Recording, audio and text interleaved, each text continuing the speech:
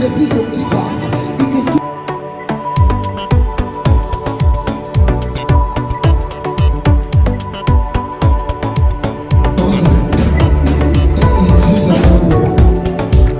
all over the world.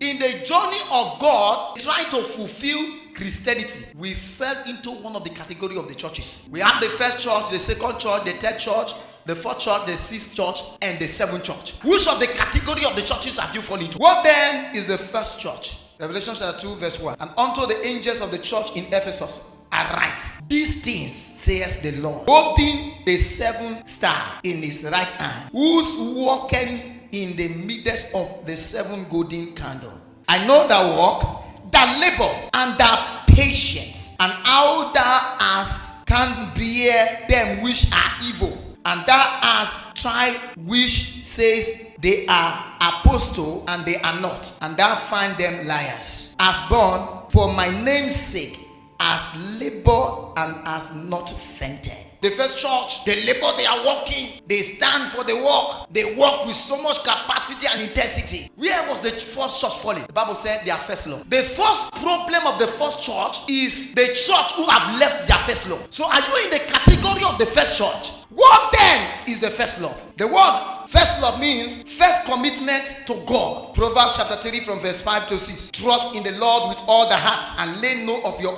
own understanding, and in all that we acknowledge him, and he shall direct the path. In the first love, these were people who trust in the Lord with so much capacity and audacity. Before stepping from house, in the days of our father, in the first love, people do morning devotion, they inquire of the Lord, they pray, they fast, people seek permission of God. The first love are people who operate in the spirit of David. They walk after the ordinances of God. They walk after the spirit of the Yahweh. They move after the ordination of God for their existence. These are the first church. Their love for God is intact until the time they lost it. To pray becomes a problem. To fast becomes a problem. And these are the first church. Are you in that first church whereby you can no longer pray again? You have missed your love. Go back to your first love. Are you in the category of the first love that you love soul winning, but now to go for evangelism becomes a problem? Go back. You are called and born to be a singer. Even to sing at home now is a problem. What you play becomes a worldly songs. You are now in the category of the first love. They remember your work. Your works are not forgotten. They remember your effort. They are not forgotten. He said, but go back to that first love. So why we made the first church not to make heaven is because they have left their first love. What is the first love? The word first love means your first passion. That unction that triggers you when you are not prepared to do the activities of Yahweh. That unction that wakes you up by 12. You have labored from day to night. You went to farm, you went to class, you went to business, but you came back. You know that every 12 in the night is your covenant hour, and you still stand up to pray, and you pray from 12 to 4. That is your first love. If it cannot be found in the upper room, you will now be found in the suffer room. The reason why people punch on the activities of life and there is no result is because they have missed their first love. So salvation becomes a ritual. When salvation cannot be traced to a love, it becomes a ritual. Because what makes salvation a love is the sacrifice behind it. May Yahweh not search the first church and discover that I'm in the category of the first church and my love as well as go. May Yahweh not search the first church and discover that I was ordained in the first church to walk, and the people that they kept under me to watch over, they are living. May my love be restored. I love to pray, but I don't know what has happened. You have missed your first love, and you can't run the activities of God and make heaven, or else everything you do becomes a ritual. In the early churches, in the days of our father, if you late to church as a worker, you see people running. But you see workers kabadging. They have missed it as the first church. When the love of God is no longer found in a man, is a sign that his activities are ritual. Because what triggers the fruit behind every effort is the love of God. The Bible says you may have the grace of prophecy, you may have the grace of deliverance, you may have the grace of healing. He said, but without charity, he says it's nothing. So what triggers it is love. How can somebody kill his love because somebody offended him? The one who will kill my love for God has not been given birth to. And in case they have given birth to, I am sure they have done this funeral. Because nothing will separate me from the love of God. Passion is the eternal energy. You don't need knowledge to have passion. There are people who have passion to do things even in ignorance. And they are doing it and they are succeeding. in their ignorance. Just unveil them to light. In addition to their passion, you see the way they will explode to the nation. There are people who actually started ministry out of passion. They say it's just a gathering of prayer, a gathering of prayer. In fact, they don't even know the name they call the ministry. After 1 month, 2 months, 3 months, 4 months, 5 months, 6 months, before God gave a name. There are people who have been running vision. They run vision out of passion. And in fact, the vision doesn't even have what they call vision statement. There is no mission statement for it. And they are doing way more than those who have vision. Why? Passion is backing it. When your passion is tempered, your first love for God has been tempered. And nobody can do a great work except it is being backed by passion. In the Bible of Romans chapter 12 verse 11, not slothful in business, but in spirit serving the Lord. You know that you are doing things, and that thing you are doing now, you are late in it, but you seek gabash. Passion is what triggers you. I can't be alive and things go wrong. The worst mistake we will do as a human is that God entrusts things into your hand and you fail him. Passion is what makes you do things without looking at men. Anybody that still look at people to serve God has missed his first love. You don't look at how many people in the choir. You don't look at how many people in the ushering. You know how many pastors have raised and how many are for? Have you seen me give up on God? For the path of the just is a shining light that shines more and more until a perfect day. But the truth remains the truth. You look at that, your love and your passion with that. You know what it takes to withstand a member who you notice is spread your name and is coming running to you with his problem, and you still lay your hand and play with a sincere heart. That's the first love. The first love is when you have the spirit of Moses. Mary and Aaron judges you, but yet you are praying for mercy for them. Jeremiah chapter 20 verse 9. Say, then I said, I will not make mention of his name, nor speak of his name anymore. But his word was in my heart as a burning fire. So Jeremiah said, he told himself, what I go through in the hand of the Israelites, I will not talk about God again. But why? He told himself, I will not talk. Why is passing? He sees somebody fornicate, he say, this is not good in the sight of God. Passion was still alive. Nothing makes the assignments of God to sell like passion. What keeps the assignment of God moving is passion.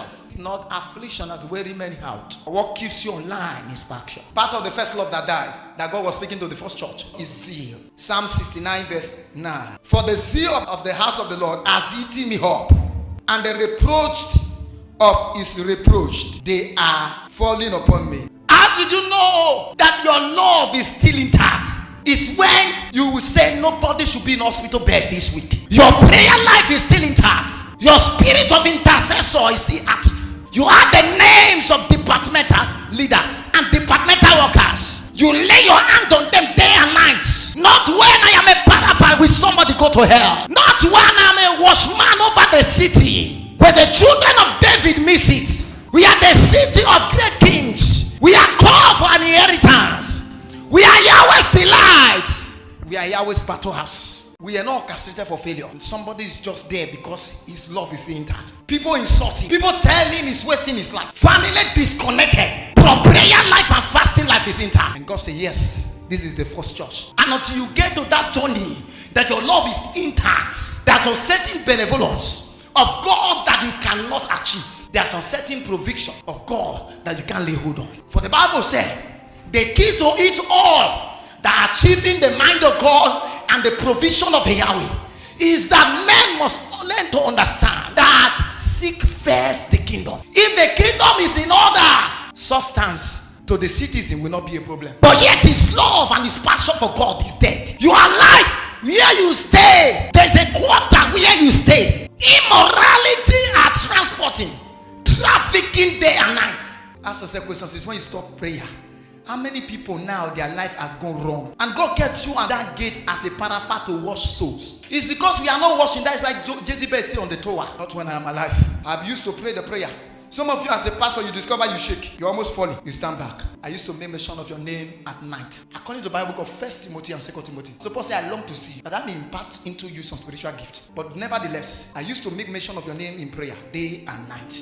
Galatians 6 verse 9. And let us not be weary in doing. Let your zeal be intact. For in due season we shall reap if we faint not. If your zeal is intact, your passion and intact, your first love is intact, the Bible says you shall reap. So this scripture is for believers who is saying, my business is not going well, my life is not going well, my marriage is not going well. So why did you withdraw back? You will see a believer who did not come to church because what is looking for did not come the way he wants it. God is telling you, let us not be weary in well doing, for in due season we shall reap. That means things are programmed to season if you actually understand God. Let not your seed die. Nothing can take the place of God. 2 Timothy chapter 1 verse 6. Wherefore I put you in remembrance that thou stir up the gift of God which is in thee, and which was put in you by laying of hands. Through passion, through zeal, through the love of God, it should not die. Because the world was not made for only the owner, it is made for nations. They are coming to drink from your oasis. They are coming to drink from your boas. If you understand, and when the Bible says out of your belly shall gouts out fountain of life, the water was not for you, it was for nations. Philippians chapter 3 verse 14. I press 2 words. See passion. A man, notice that the gospel is not easy. The man always give up. There were challenges and also that almost pull him down. You think we are the first people that started it? When there was no food to eat? You think we are the first set of believers that lack money? There was a time the church could not pay tax. There was no money. They have to not came to them indirectly, almost tie them up. They said, who is in this money? Who should we pay our tax to? And they said, give me money. He said, who did you have in this currency?